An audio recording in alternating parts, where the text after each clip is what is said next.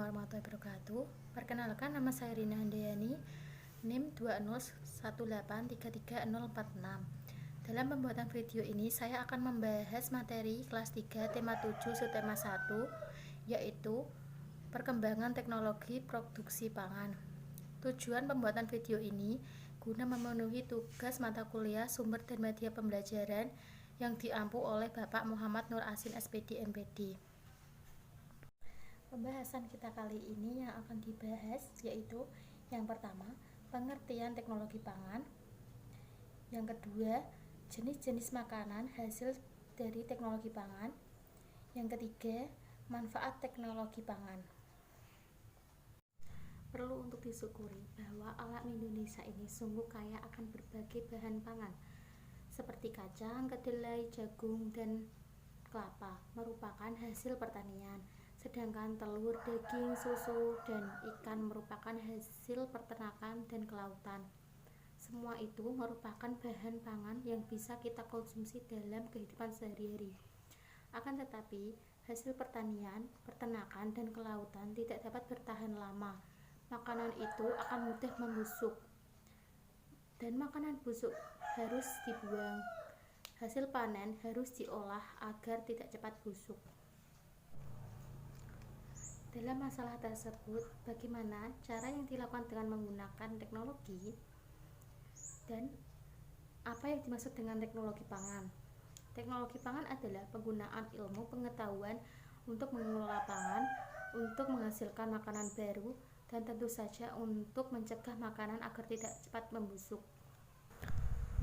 Selanjutnya, yang kedua, jenis-jenis makanan yang dihasilkan dari teknologi pangan.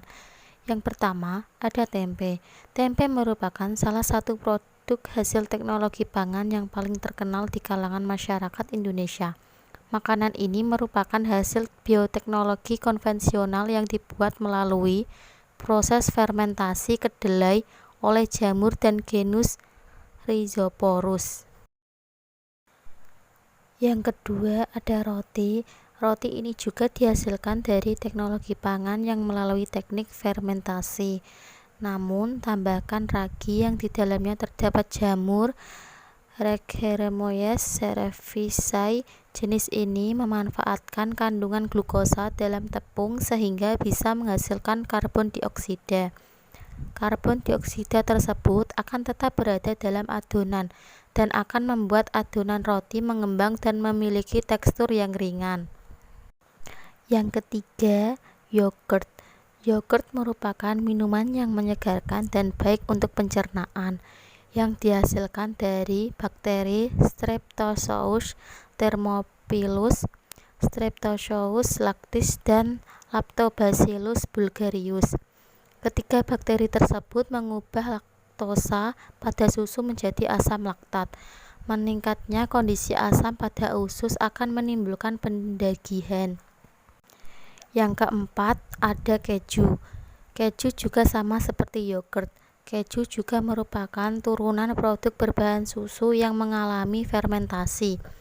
Nantinya, susu bebas bakteri ini akan dicampurkan dengan enzim renin yang berasal dari usus hewan mamalia.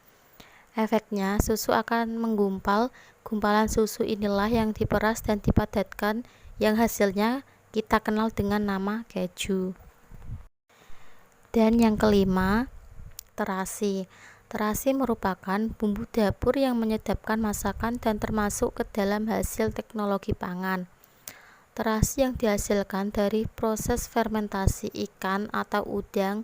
Setelah hasil fermentasi ikan dan udang akan berubah menjadi pasta berwarna merah kecoklatan yang mempunyai aroma khas. Pasta inilah yang kemudian dicetak dan dikemas menjadi terasi.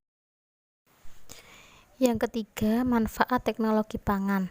Pertama, meningkatkan kreativitas produsen. Kedua, mengawetkan hasil pangan. Tiga, menghilangkan penyakit dari makanan. 4. Meningkatkan nutrisi dari pangan. 5. Mengurangi kerugian sisa bahan pangan. 6. Praktis dalam menyantap bahan pangan. Dan yang ketujuh, meningkatkan pendapatan para produsen dan juga pekerja, seperti petani dan nelayan, sehingga bisa lebih baik dibandingkan dengan sebelumnya. Nah, itulah penjelasan dari perkembangan teknologi produksi pangan. Sumber pangan yang biasa dikonsumsi dalam kehidupan sehari-hari. Semoga video ini bermanfaat. Maaf bila ada kata yang salah, dan tetap patuhi aturan pemerintah untuk stay at home. Wassalamualaikum warahmatullahi wabarakatuh. I like your shirt, I like your fingers, love the